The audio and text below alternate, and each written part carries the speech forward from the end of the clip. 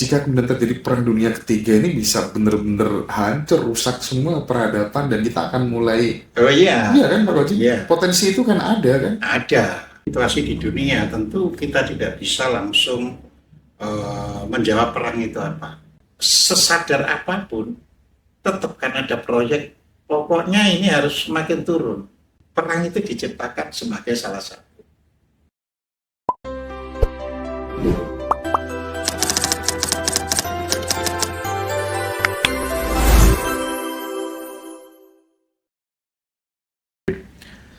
Eh, Kali ini kita ingin meminta pendapatnya Pak Kodim seperti apa terkait dengan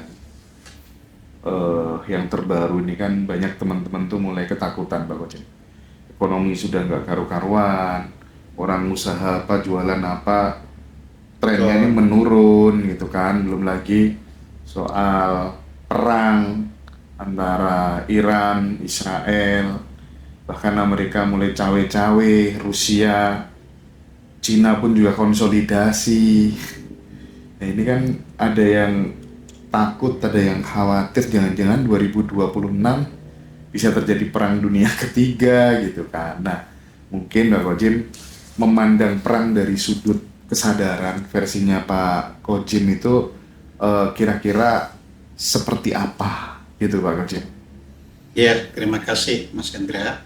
Jadi begini, kalau kita memperhatikan situasi di dunia, tentu kita tidak bisa langsung menjawab perang itu apa. Tapi yang harus kita pelajari adalah suatu keadaan. Jadi misalnya begini ya, semua orang meskipun apa itu hanya dari sejarah tahu kan, tahun 45 itu terjadi perang dunia. Jadi kita anggap saja kita bicara mulai dari tahun 45.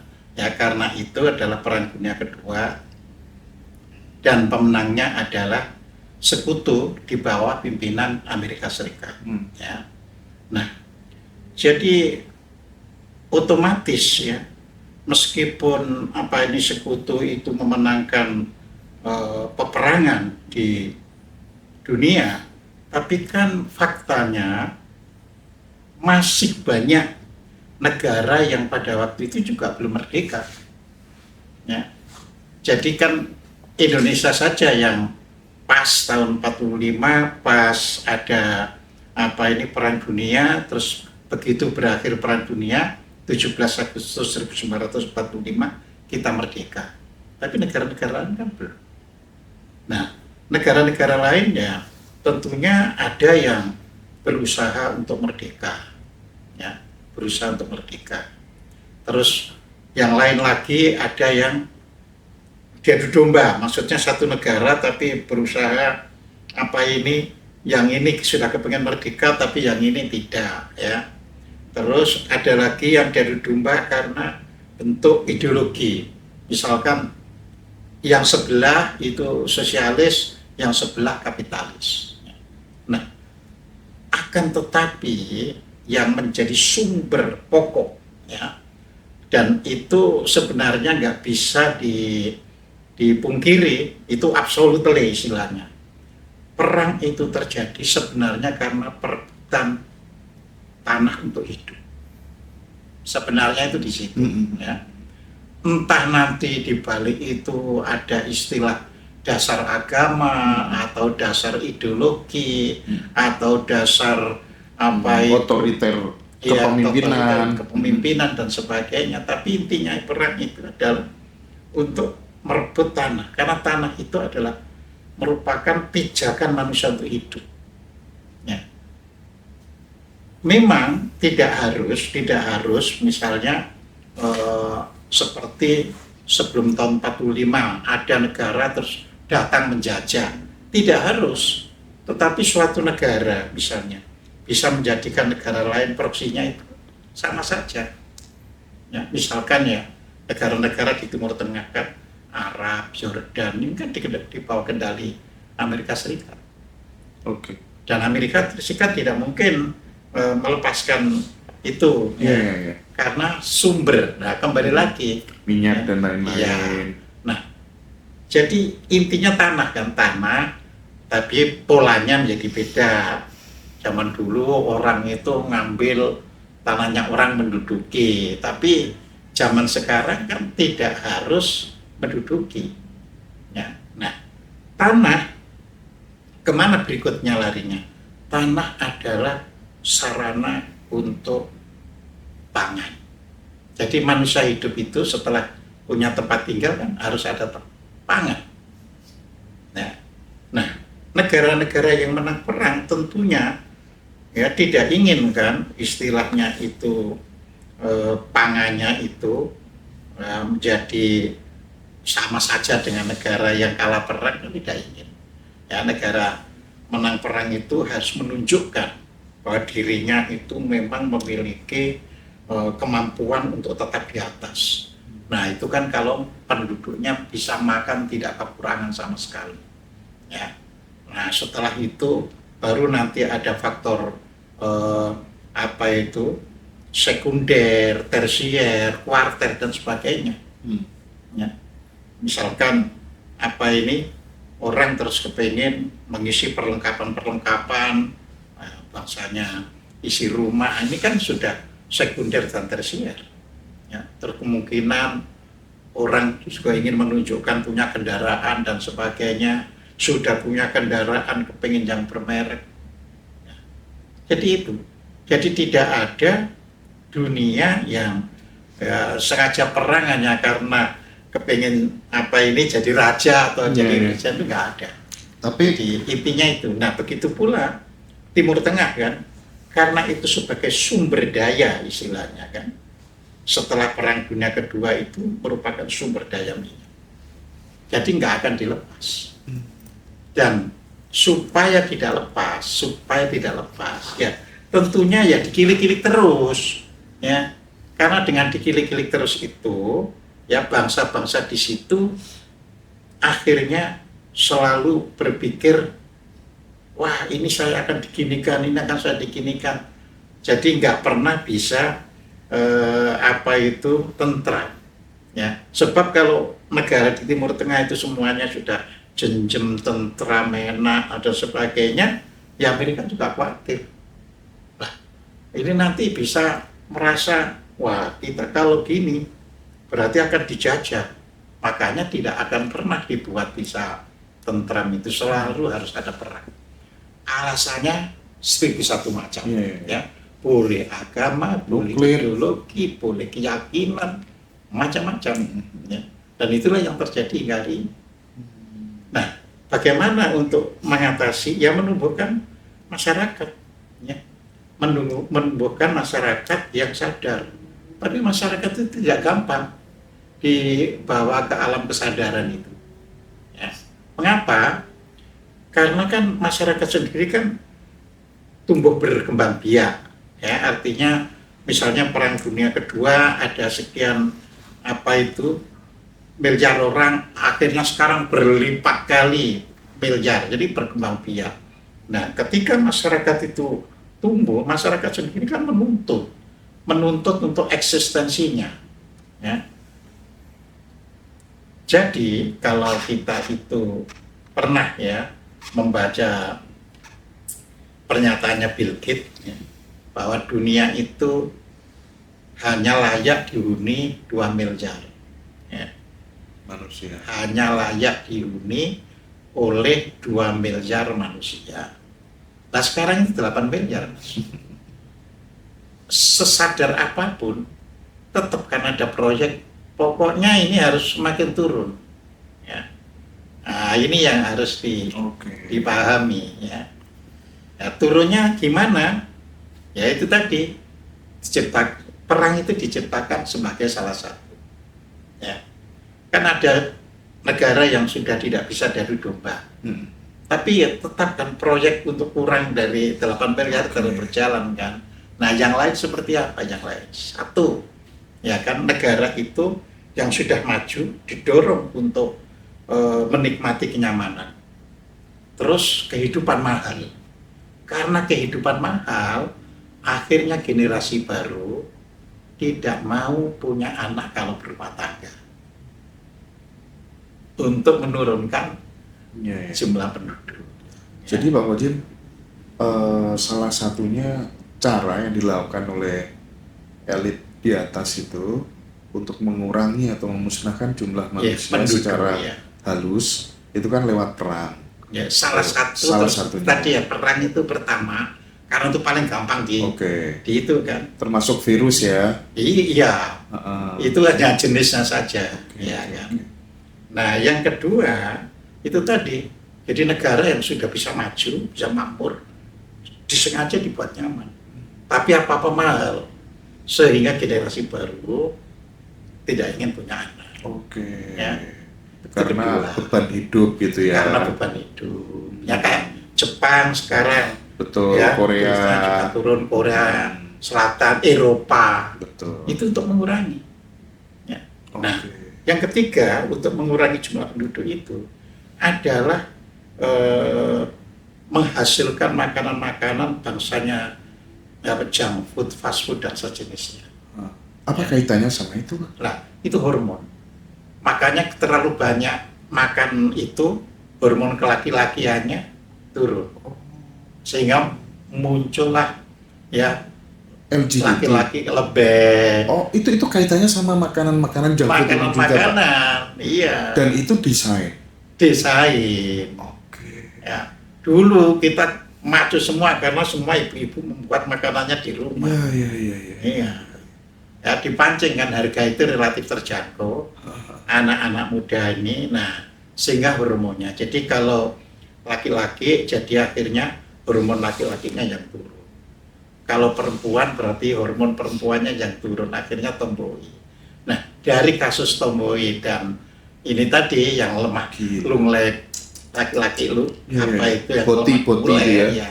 Nah, keempatnya tercipta yang disebut LGBT. LGBT. Jadi itu tadi kan perang menaikkan ini, ya, terus menghasilkan makanan supaya, nah, Perang gaya hidup menghasilkan makanan LGBT. nah yang keempat ya kan, upaya itu adalah misalnya kita ini kan ada proyek-proyek seperti vaksin dan sebagainya. Kita kan tidak pernah bisa membuat sendiri. Benar. Ya kan. Nah, di situ kan gitu kan. Bisa saja ya ada upaya misalnya proses sterilisasi. Nah, mengapa sampai mau apa ini diundangkan, kalau nggak mau divaksin apa harus dimasukkan penjara atau didenda misalkan. Nah, ini saja kan berarti ada apa kalau semacam itu. Ya. Nah, kalau kesehatan kan otomatis tinggal apa itu mengontrol apa lingkungan yang baik, ya kan, makanan yang baik, kebersihan dan sebagainya kan cukup. Jadi ini kita dipaksa. Ya. Nah, perang itu tadi ya senjata, ya virus, ya biologi, itu semuanya termasuk pandemi, ya begitu. Tapi kalau analisanya Pak Kojim mungkin ya, ini yang akan terjadi perang beneran di 2026 atau hanya situasinya aja yang terlihat kayak gini? Karena selama ini kan terlihat Amerika juga kan omongannya kan juga mencela-mencela gitu kan, katanya dia sudah apa tuh namanya menghancurkan nuklir, mana nggak ada buktinya segala macem gitu. Iya, jadi kan gini Mas, perang dunia itu kalau sampai terjadi itu kalap sudah. Artinya sudah kalap. Perang dunia kan memusnahkan semuanya, padahal tujuannya kan bukan memusnahkan semuanya. Oh iya. Tujuannya kan menurunkan itu tadi ya. Berarti sorry Pak, berarti ini sebenarnya langkah cerdas dari elit global, iya, yang dianggap banyak orang sebagai sesuatu yang tega gitu sebenarnya. Betul. Oh, tergantung dari mana kita memandang. Betul, gitu ya Pak sebenarnya. Dari mana. Jadi kadang-kadang wah ini bisa terjadi perang dunia, ini seolah-olah berkelompok ya kan karena punya nuklir sana. Tapi kan manusia itu tidak akan mau melenyapkan bersama-sama. Benar. Ya, dulu Amerika itu ngebom atom apa ini Jepang kan kasusnya hanya Jepang. Kalau sekarang kan nuklir kan nggak bisa dibatasi seperti dulu. Ya, Coba misalnya begini, Iran menjatuhkan nuklir di Israel, kan seluruh Timur Tengah nanti kena. Iya. Ya. Terus nanti yang antinya, wah anti anu kan gitu kan, nggak akan.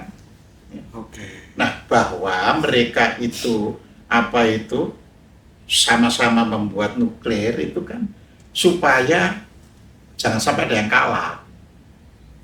Oh, paham.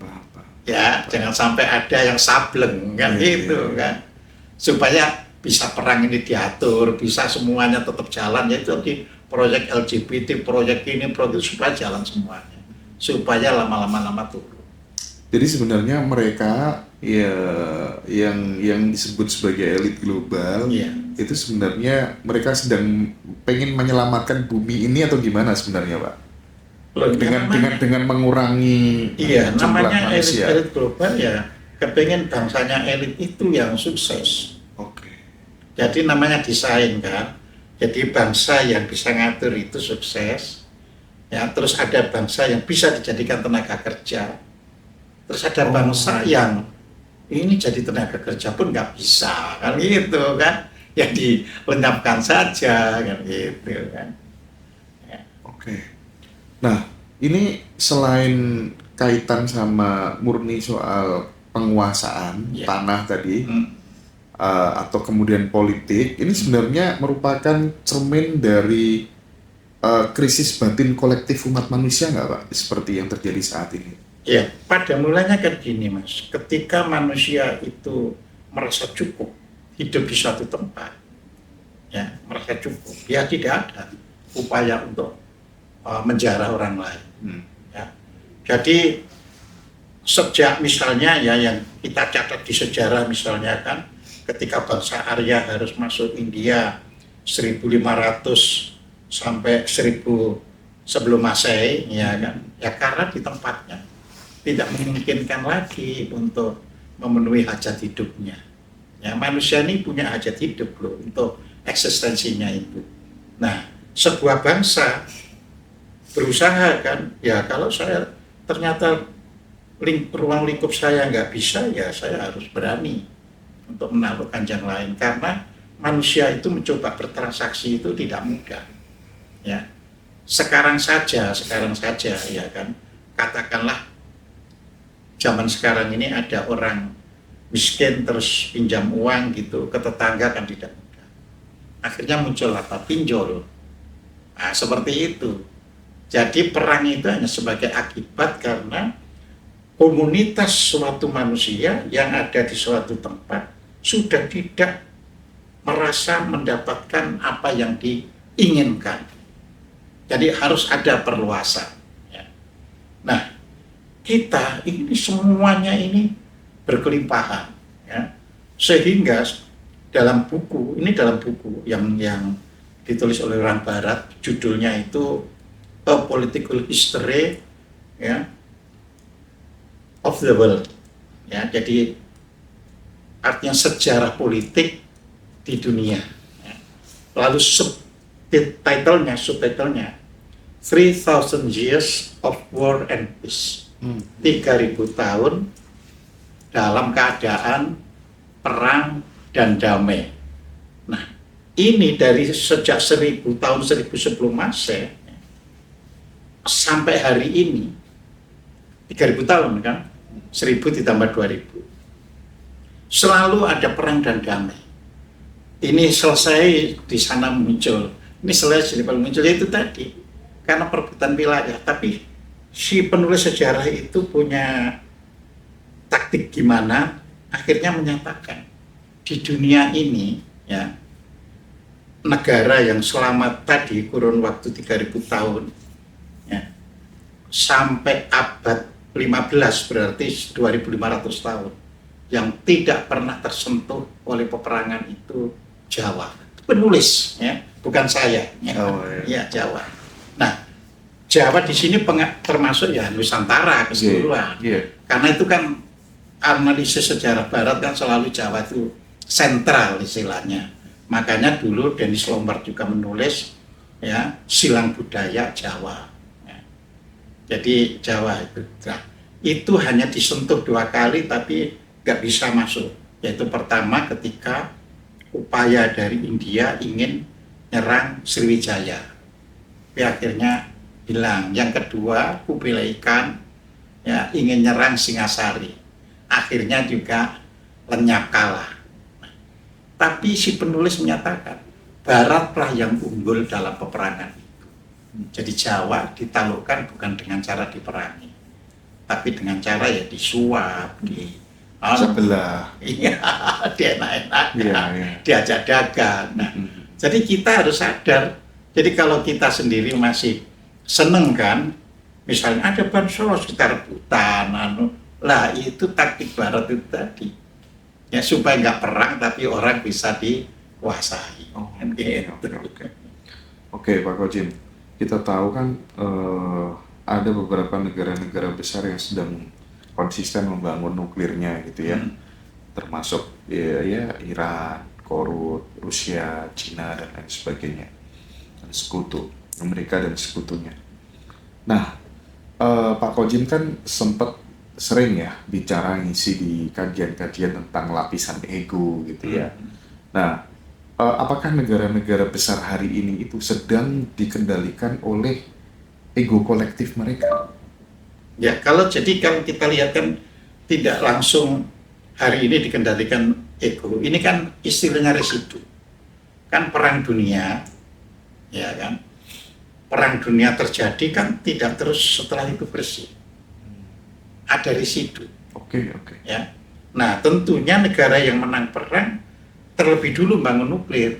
Jadi makanya yang pertama dulu bangun nuklir ya tentunya Amerika karena sudah pernah ngebom di Jepang ya kan, terus diikuti oleh Inggris, Perancis ya, kemudian Rusia ya, ini yang Indo ya. Oleh karena Pakistan dan India itu berseberangan ya kan, maka dua-duanya ada yang bimbing kan, yang cenderung ke arah sosialis ya bantu India mengembangkan nuklir, yang cenderung ke arah kapitalis bantu Pakistan untuk bisa membuat nuklir. Ini yang ada di dunia yang jelas sudah punya ya kan. Kemudian berikutnya ada Korut ya. Korut itu kan proksi, jadi proksinya RRC dan Rusia. Jadi dia bisa membuat nuklir bukan karena memang dia bisa membuat nuklir, tetapi negara yang pegang ini bisa istilahnya menggunakan manusia-manusia di Korut itu sebagai tenaga ahli untuk membuat nuklir. Nah, residu ini kan gak hilang. Ya, masalahnya timbul di Timur Tengah. Jadi sejak perang tahun 76 ya, yaitu kita ingatkan ada 76 itu perang Arab Israel itu ya. Nah, di situ ya kan Israel kan dimulai dibina, dididik karena itu sebagai proksi kan, supaya lingkungannya takut. Nah, harus dididik untuk bisa membuat nuklir ya kan. Walaupun orang boleh saja bilang misalnya, oh ya itu tujuan damai, nah itu kan semua orang bisa bicara itu tujuan damai. Nah, otomatis ya Iran yang menjadi historinya itu dulu adalah negara yang pernah punya kekuatan, jadi otomatis aku ya berhak dong dulu nenek moyangku itu berjaya.